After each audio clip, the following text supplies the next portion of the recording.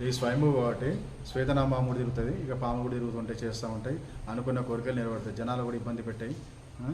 ఎన్ని విధాలైనా కానీ చూసుకునే పద్ధతి కూడా ప్రకారం బాగుంటుంది. భగవంతుని దేవాలు మాత్రం అనుకున్న కోరిక మాత్రం నెరవేరుతాయి భక్తులకు.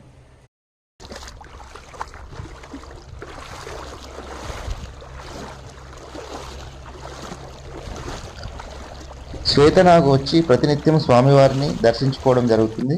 ఇది ఎక్కడో కాదు, శ్రీ మామిడిపల్లి సీతారామస్వామి ఆలయం సమీపంలోనే ఉండడం జరుగుతుంది. ఈ క్షేత్రం శ్రీరామలింగేశ్వర స్వామి ఆలయము.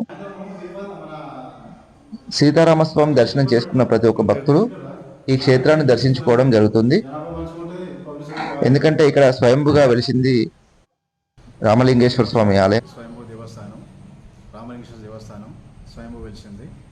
ఎలాంటి కోరికలు ఉన్నా నెరవేర్చే దైవం, పురాతనమైనది, బ్రహ్మసూక్తం కలిగినది. బ్రహ్మసూక్తం కలిగిన విగ్రహానికి ఏంటంటే ఎన్నో జన్మల పుణ్యం ఉంటాయి, కానీ అలాంటి దర్శనం కాదు. అలాంటి దర్శనాన్ని కోసం రావాలి ప్రతి ఒక్కరు. భక్తుని యొక్క కృపా, శివుని యొక్క కృప పొందాలని చూస్తున్నాము. అందరు తప్పకుండా రావాలి. ఎలాంటి కోరికలు ఉన్నా కానీ నెరవేర్చే దైవం శివయ్య, స్వయంభూ రామలింగేశ్వర స్వామి.